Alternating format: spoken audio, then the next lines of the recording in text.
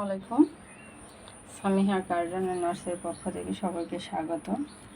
আজকে দেখেন Samiha garden and নার্সারিতে আম গাছের নিচে কতগুলো আম পেয়েছি এবং সেগুলো ভর্তার জন্য প্রস্তুতি নিচ্ছি।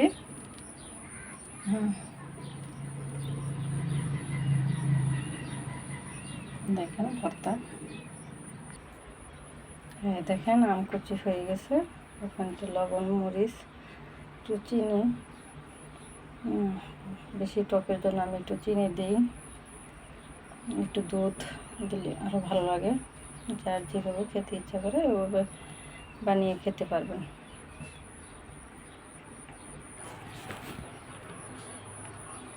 এই দেখেন রেডি হয়ে গেল আম ভর্তা।